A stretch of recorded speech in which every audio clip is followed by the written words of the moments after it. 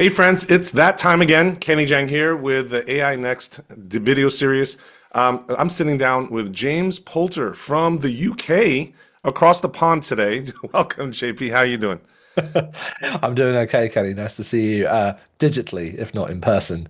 Absolutely. Now, we recently hung out together at one of the largest industry AI conferences together, and it was fascinating to see what is on the cusp of AI in terms of experimentation, innovation, and then even translating it into commercially viable solutions and services. And so today I want to sit down with you and share our thoughts in terms of like where is AI going in terms of the future. Before we do that, let's zoom out and just share with the audience a little bit about who you are and what you're doing over at House 337. You're the head of AI. What do you take care of as the head of AI? Most people don't have that job title yet today. What are some of the Yeah, responsibilities you have over there? I mean, it makes it sound like I have a head full of AI, and most of the time that's probably true. But no, my role is kind of dual focused, really. Half my time I spend thinking about how do we help our clients and customers at the agency, of which we're a full service marketing, communications, advertising, and AI company. Thinking for them about how can they implement these new generation AI tools into either their customer experience when it comes to their purchase funnels or into the experience of the brand, maybe in store or on their online websites, and then also through to things like their customer service channels. So I spend half my time thinking about that. And the Awesome. other half of my time working with the agency internally, whether it's our creative colleagues writing scripts or creating video content or social media assets or building sites and other experiences, helping them use the AI tools that we all have access to now to make those processes simpler and easier to do. So it's both ways round. And in both camps, I spend a lot of time thinking about what does it mean for AI to really, I suppose, change the way that we work and what are the ethics and some of the kind of different digital challenges that we encounter when we bring AI into the mix. I love it. I love it. Now, one of your sweet spots is working in the conversational voice AI space. And so you've been at the forefront of Alexa apps and other applications where you're applying AI to this layer of interface that we're trying to push, I guess, as a society culture. The big tech is trying to push where a voice interface is going to be probably at some point more prevalent than the typing keyboard interfaces or the touch screen interfaces that we're going to, right? And so, from your perspective, what are the significant changes that either has started to emerge over the last 12 months or in the next year or two in terms of interfacing with the computer, whether it be through voice or other means? What should pastors in particular be aware of? Let's frame it in that perspective. Yeah. So one of the big changes that we've seen in the past 12 months with the release of the advanced voice mode from OpenAI with ChatGPT or with Gemini 2.0 with their Gemini Live model. Both of these are models that you can talk to. They're apps that you can talk to in a way that you could never do before, which is that even with Alexa or Google Assistant previously or Siri, you would say something to it and you would get a response. And then you'd have to start again. And it's basically like having a friend with amnesia. Every time you ask it a question, it's basically forgotten everything and you start over again. Last night, I was trying to make a nice Christmas cocktail. It's December as we record this in my kitchen. I had voice mode open on my phone, sitting on the countertop, and I had a 20-minute conversation backwards and forwards with ChatGPT about the ingredients I had in my cupboard and like the things I was missing and what drinks I might be able to make with these, and putting together a whole recipe suggestion. That just was not possible with these previous modes when it comes to voice. So that's one of the big changes is that we can have conversations with them and they feel like talking to real people, even if it's sometimes a bit stunted. I've still not been able to get a British accent that I can believe out of any of the voice modes, but I'm sure it's coming. But that aside, we've become reliant on talking to these things. But the big difference, I think, for pastors, and particularly for those of us that care about kind of when we use these things, we're trying to get to truth or information of some kind, is that we are moving back to a more oral culture. If you think like way back, I mean, like pre-industrial revolution back, the way that you knew about something going on in your local area or society is maybe you got a copy of a newspaper, post printing press, but most of the time it was hearsay, right? We have that kind of idea of, people just telling you stuff. And the only way of really verifying that that thing really happened is work your way back through the people that had passed that information to you to the source. Then we had, AI come in, and the past couple of years, it's done a reversal back to that state where we don't have a long list of blue links that we click through and look at for answers. For many of us, we're not doing the research ourselves and we're relying upon things like ChatGPT. We're just getting the answer. And that's much more similar to our pre kind of industrial oral traditions.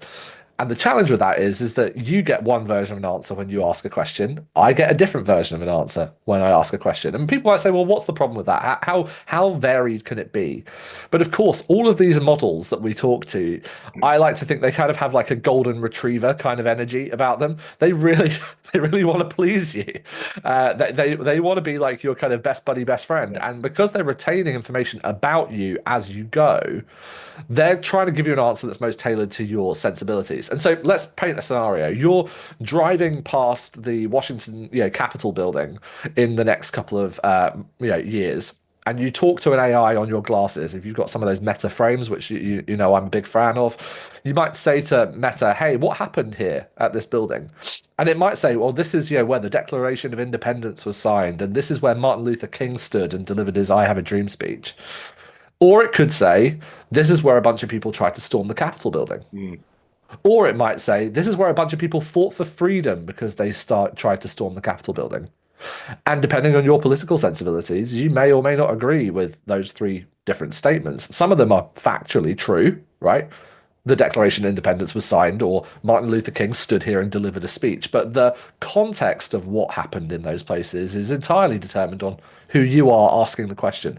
And that's the biggest change, is that we're not researching for facts anymore. We're having conversations with entities that have not only their own opinions, but are looking for your opinion and coloring the responses that they give you back based upon the interactions you've had with them previously. And that just changes the paradigm of what it means to talk to a computer completely, because all of our up until now 40 plus years of popular computing experience has been, if I put something into the machine, I get the same answer as if you put the question into the machine. Yes. And that has just changed.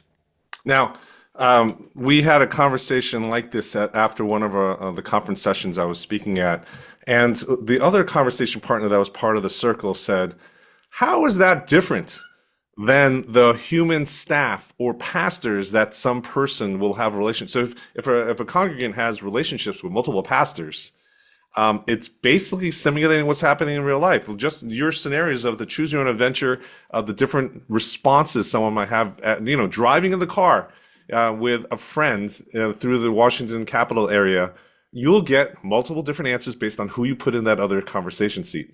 And so I think that that's one of those things where now the question is, what do you do with that, right? And so we're seeing people forming even emotional connections with these chatbots and virtual characters, right? We know that Gen Z, the younger generations, are not looking at ChatGPT as the default place to go. They're actually interacting with things like the AI pal in Snapchat, or character.ai, which is a much more popular website. If you haven't gone to character.ai, you should go to it today, basically, that you can actually chat with C.S. Lewis or celebrities or authors or fictional characters and have those real conversations.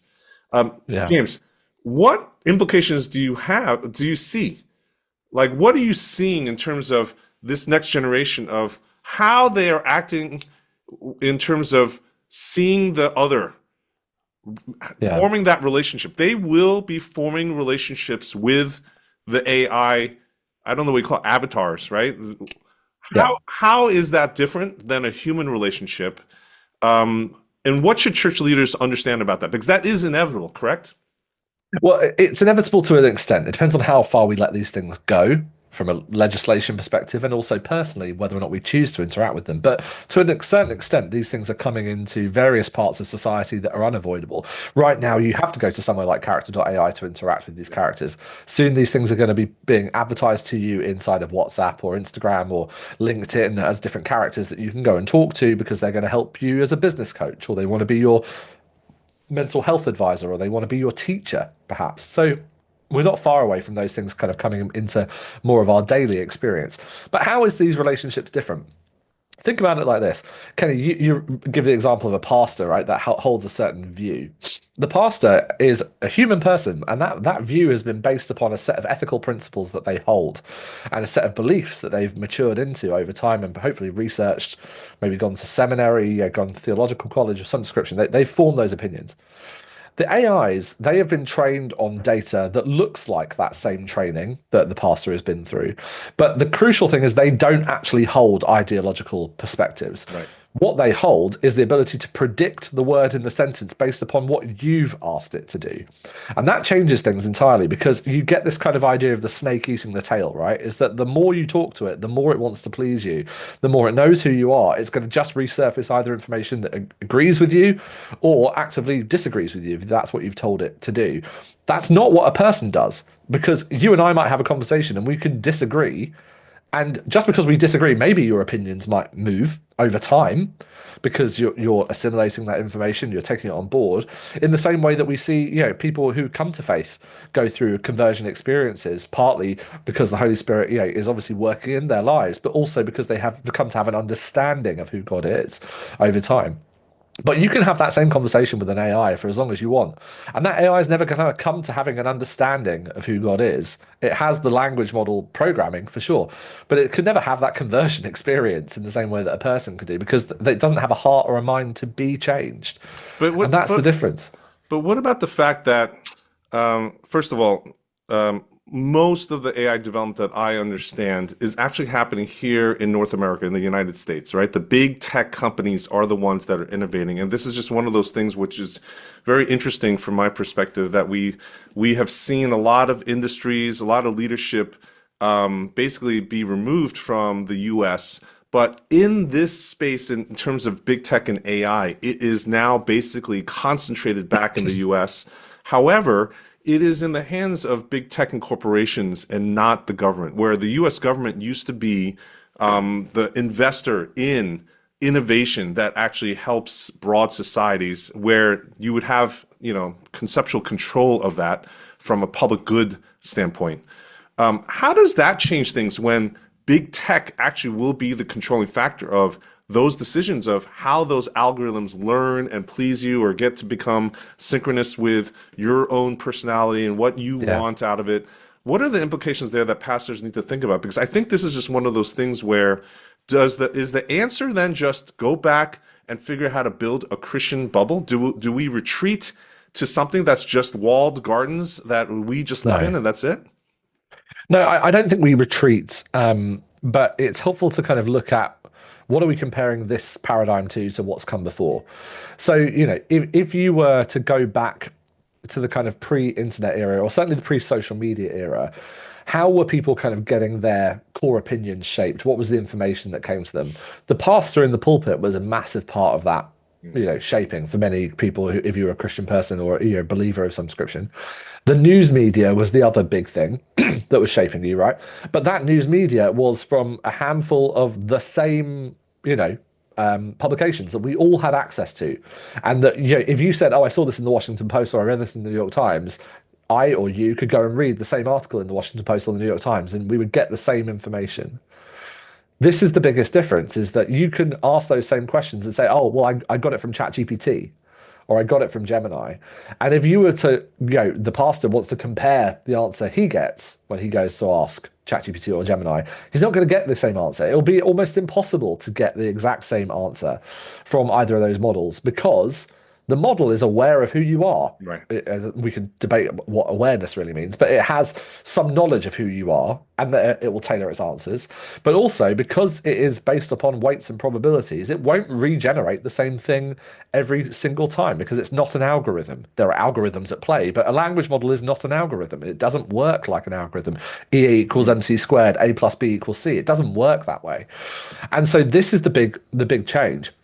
And as for the power kind of aggregating around the big tech companies, I think this is something that we kind of have to be concerned with to a certain extent. But of course, we also are fixed with the problem of there's only so much compute in the world, so many tokens to train these models, and these models can only get effective by getting big enough on Yeah. those two factors. So the idea that you can create some Christian bubble competitor, I just think is not really possible. Now, can we train these base models for certain Christian purposes, as we've seen many out there trying to do? Absolutely, we can. And can we give them verified human contextual data that we've gone through and said, yeah, this is only the stuff that we want you to reference, but use the power of a language model as a way of interacting with it? We can do that too. But the idea that we can replicate these general purpose models is the same as me telling you, hey, we need to build a Christian version of AWS or a Christian version Right. of Google. It's just not going to be effective that way, and also puts us back into that bubble, which has its own challenges, as we've seen. I guess this is where, for practically speaking, for a pastor in this, and I'm going to call the current age that the chapter that we are living through right now is this clunky age of Gen AI. It's almost like the middle school teenager version, right? Because we Yeah. haven't gone to the future forward state of perfection of what this is happening. But as of right now, I think the most practical things that you can do is look at, hey, are there tools like Tapos, that app that basically ingests all of your sermons and all of the content that you give it and everything on your website, and it starts to be able to converse, having accurate, verified Yeah. resources and references that it can actually have conversations with, right? Those are the types of tools I think in the very short term Yeah. are things Well, that and pastors you're should right, and there are those tools are there particularly for the pastoral context, right? And Yeah. I know, we're speaking here to predominantly pastors and people working in professional church Yes. setting or professional Yes. church settings, and those options are there. The thing that I want you guys though listening to think about is that the fact that for 90% of people, they will never come into contact with one of those applications. Yeah. The thing they will come into contact on a daily basis with is chat.com, Yes. ChatGPT, or Gemini, or more likely for most Americans at least, it will be ChatGPT behind the layer of Apple Intelligence on their iPhone or on their Mac or the device. And of Right. course, then there are a group of people that also choose to live their life, in a kind of sad way using Android devices. But, and more power to you. But whatever way you probably interact with it, it's probably going to be that way. And for most people, for most pastors listening to this, like, yes, I want you to get better at using, kind of these tools to do, your sermon prep and to, clone yourself maybe so that you can create content easier and, make your social media better. But the thing that we need to learn to pastor people through in the next decade is the impact that AI has on everybody else's life, in the other Yes. 365 days of the year when they're not sat in, you're listening to your sermon. That's the real challenge because it's going to transform society in ways that we cannot predict and a number of ways that I think we can predict and we need to get really ready for really fast because it's coming quicker than any of us probably could have assumed. Yeah, and so just like the AI Summit, Marketing AI, I went to the big HubSpot inbound conference. These are marketplace conferences, right? Business conferences. You'll Yeah. see that the marketplace is going full steam ahead, pedal to the metal of trying to figure out how to take AI and integrate it into everything else that they're offering right now as a service, as a product, et cetera. Microsoft Copilot is probably going to be one of the most common ways that people are going to interact with AI every day. If you're using Outlook or PowerPoint or spreadsheets, et cetera, those are the places that you'll see. We are heading toward a state called AGI or ASI. Can you define those terms for our audience? Because I think a lot of pastors think this is science fiction. This is way in the future. We don't need to worry about it at all. But my my hypothesis right now is that sitting here in 2025, when we're having this conversation, that this is something that is coming down the pike. It's almost like you need to think about it as urgent as your next Christmas or Easter, right? Like the pastors are thinking about, oh, the Easter is coming, Christmas is coming, like it's inevitable that it's here and it's going to be here soon. You need to start to think about it, plan for it. So, what is AGI? What is ASI, superintelligence? Can you share with us just a basic definition of those things? Yeah, sure. So let's start with kind of AGI, which is, I suppose, kind of the term that people use, which is artificial general intelligence. What most people would say at the moment is we have forms of narrow AI, so narrow artificial intelligence, that it's very good at doing one specific set of tasks. Artificial general intelligence, well, there's actually a range of Mhm. definitions for this. And if you ask the guys at OpenAI behind ChatGPT, they would say there are like five levels of, Yep. they have this framework, the five levels of AGI. And so they would say that even when we got to kind of ChatGPT 4, which we've had now for about a year or so, that is a form of artificial general intelligence in some respects, because it can do many different types of tasks and it can interact with many different types of models. Certainly, when you begin to factor in recently its ability to interact with computer use and tools, as in it can you can screen share with this thing, you can video chat with it, you can voice chat with it, and as I say here, we're coming to the end of the 12 days of ChatGPT that they OpenAI have been doing, or 12 days of OpenAI, where they've been releasing all sorts of different new things. But the level that we're at is the third level, which is this AI agent level. And that's where we probably are entering this kind of what people might use this term, which personally I kind of find very frustrating, agentic kind of future. It's amazing. In 6 months, everyone's gone to start talking about agentic stuff as if this is some kind of new horizon that we could never have foreseen coming. It's just the same thing as before, but it just now does a bit more stuff. Anyway, but we're in the AI agent world, and that is the future path towards full the level 5. If you want to skip forward a bit, they would say that when we get to a point where AIs can basically replicate not just the job of one person, which is what an agent supposedly could do, but you get to multi-agents, which is level 4, then you get to organizational level. That's when you kind of get an artificial general intelligence, an intelligence that is smart enough that it can do basically the equivalent of an entire company's worth of work with inside of it. And if you listen to Sam Altman and other AI kind of pundits from these big companies, they would like you to think that that's probably within the next 18 to 24 months that we might reach that level of agentic kind of future. Of course, there's a lot of incentives for why they would be saying that. I think that massively helps with investment and raising money and justifying the spend that they have.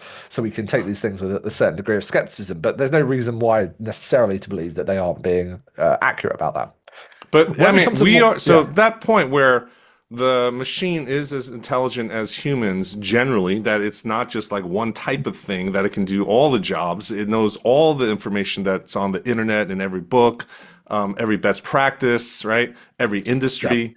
That is, though, in a very practical basis, within reach, right? Like I keep on saying that every person that's listening to our voice right now that's alive, basically before you pass away, the chances are we will hit AGI as a society, that the big tech and the Yes. investors, we are going to get to a point where many jobs are not just going to be automated, but decisions are going to be able to be made and work together and actually basically replicate people's responsibilities and roles in work.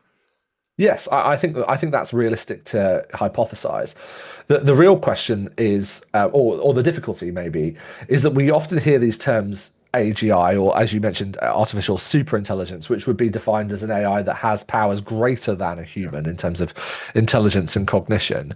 Is we often get those things wrapped up with other more philosophical terms around consciousness and sentience, and kind of get the conversation going about things like digital rights and robotic rights and things like that.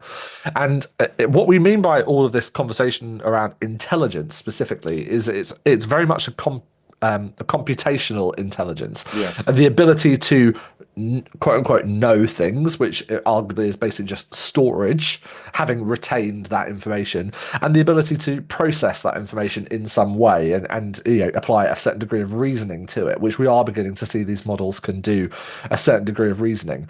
But most certainly people from a Christian perspective, but from many spiritual backgrounds would say that we are not um, conscious beings purely because we are intelligent, that our intelligence is somehow a part or a factor that maybe gives rise to consciousness, and maybe it's a part of our biology, that without our ability to be intelligent as we are and our brains to have reached the same size that they are, that we would not be able to give rise to consciousness. But we have this kind of difficulty that also there are creatures with much larger brains, take elephants for example, brains comparable size to us, like octopus or dolphins, and yet we do not treat them as being sentient or conscious in the same way because they have not been able to, and their brains have not given rise to what we could consider consciousness. The problem is you can't ask a dolphin or an elephant or an octopus whether or not it's conscious or not, and therein lies a kind of language problem we've not yet overcome.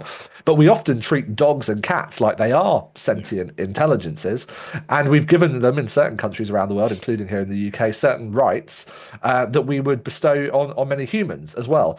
But we're not scared about the dog uprising anytime. So the real question is, well, what's different here with this super intelligence question, and can some form of consciousness and arise from this level of intelligence? That is a question that we just do not have the answer to, at least from a physics perspective or from a science perspective. But spiritually, we do have an answer for, which is that we believe that we uniquely in the universe have been chosen as God's instruction, to steward his creation, because we are created in his image. And as far as we know, at least as far as the Bible says, and we've been told via the Holy Spirit, that he hasn't given that ability to anybody else in the universe other than us humans. And so we work from that premise that these things cannot ever truly become conscious to the level that they are human. But we obviously fear them becoming so, because that's where a lot of our base fears come from, is the idea that this thing may become greater than we are and dethrone us in some way, which is the challenge that many of us may have to contend with in the not too near future. One of the things, though, I would like to, explore a little bit is another angle of that, because that is a common question and fear, right? I say that we're living in the age of FOLO, fear of looming obsolescence, and that is a limiting factor for many people to dip their toe in AI. On the optimistic side, JP, Yeah. I think that, when we get to AGI or ASI, or artificial superintelligence, right? When it's significantly smarter than the best human minds in any virtual field, Yes. right?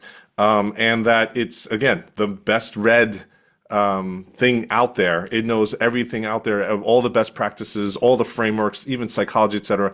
I'm thinking through like pastoral care situations, Christian therapists, things like that, where, man, at some point,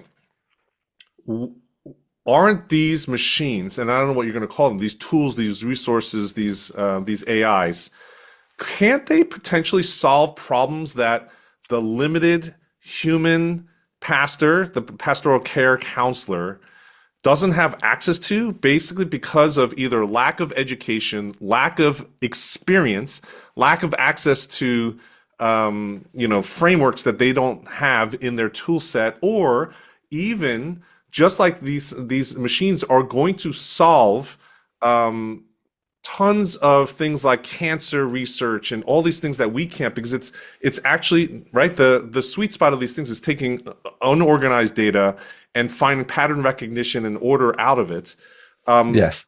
Can't you see a point where the ASI, the AI, is going to help diagnose and then prescribe ways to get out of certain either mental health issues or different situations where it will be a superpower of actually, helping the patient, or helping the person that you're counseling?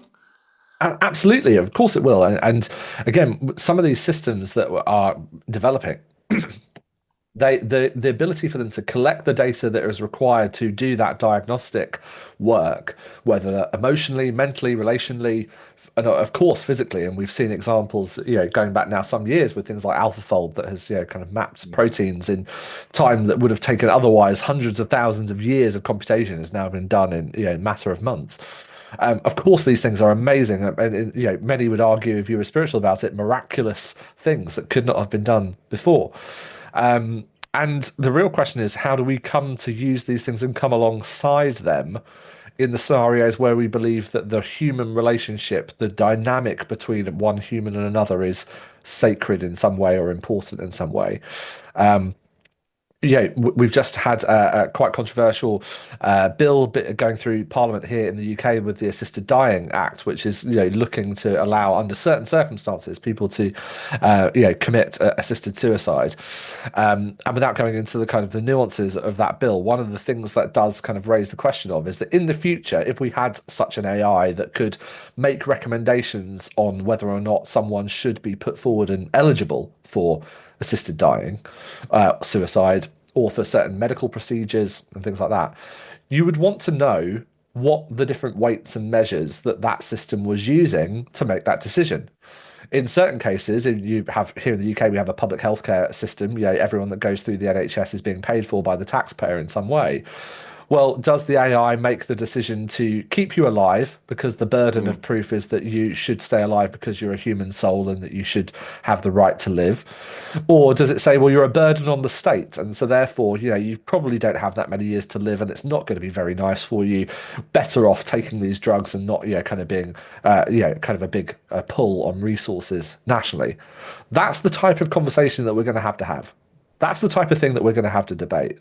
And of course, in when it comes to things like reproductive rights and to the, but particularly for matters of life and death, the pastor, the Christian, the person on the street in the church pew will have to begin to contend with some of these issues, because we will get systems that get smart enough to say far more intelligently than the doctor at the other end of the keyboard, that has the information to make that decision for you. And the only thing that we have that stands between us and that are our choices as humans in society to choose to stand in the gap and say, no, there are certain things that we only ever want to be decided by spirit-filled, God created people that do these things. I find it fascinating to start to brainstorm just use cases like you're talking about, or even, again, trying to figure out what are the connections that there might be that we haven't seen as humans between, neuroscience, quantum physics, and spiritual experiences, or trying to figure out even in the area of interfaith dialogue, like could AI help us translate or map out religious concepts across different belief systems so you have more shared understandings to start with in terms of building bridges, and seeing the differences between religious traditions, so that you actually have much more respectful interfaith dialogue, because it understands the cultural nuances and stuff, right? And so, and even like missions Absolutely. work, right? Like missions work, there's tons of stuff where you can figure out strategies, even from the technical, like how do you optimize distribution of humanitarian efforts of all these big agencies, but then down to, talking about how to actually go in and be really culturally sensitive about sharing faith. So I think there's like all these things that I think is just fascinating that we just even haven't Yeah. tapped yet, right? Absolutely. I mean, if you point to the work that our friends at Christian Vision are doing at CV, one of the big things that we need to think about is how these resources help us reach the unreached. 90% of the technology work that goes into making the lives of pastors better, sorry guys, and kind of sermon prep better is great, but that's mostly helping the people that have already heard the message of Jesus.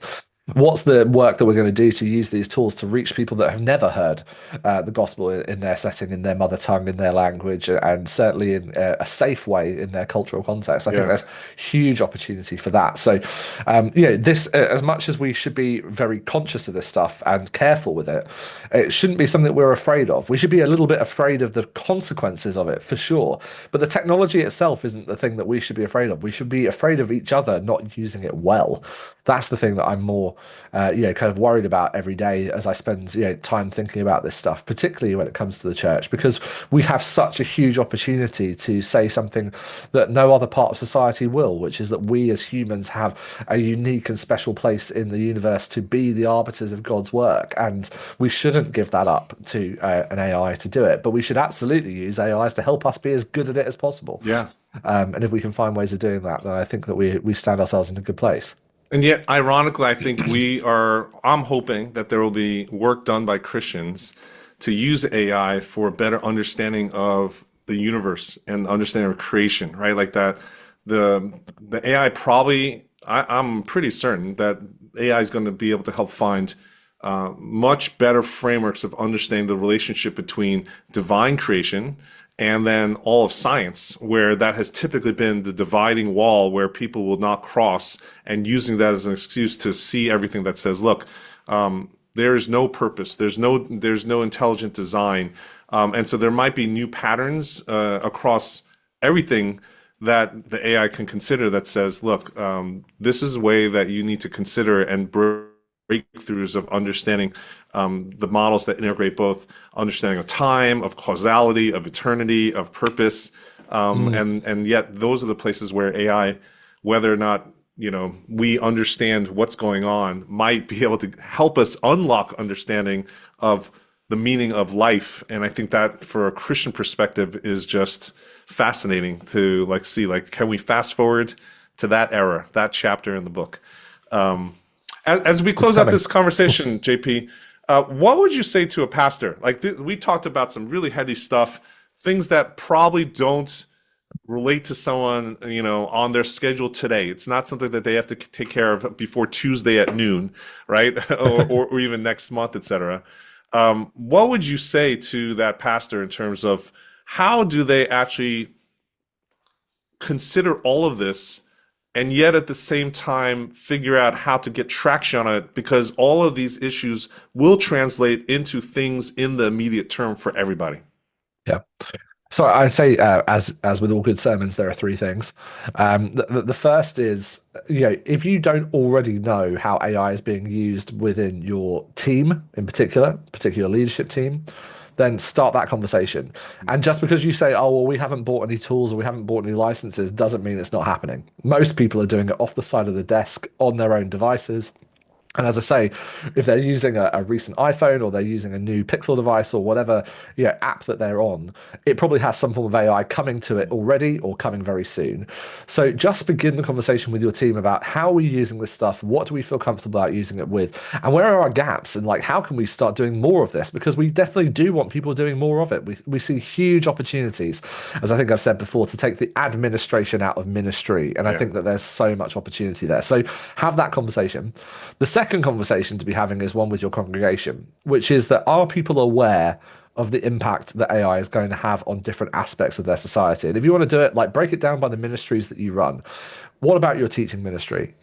How are people checking what you're saying on a Sunday is true? How are you putting that together? That's a great question to be asking.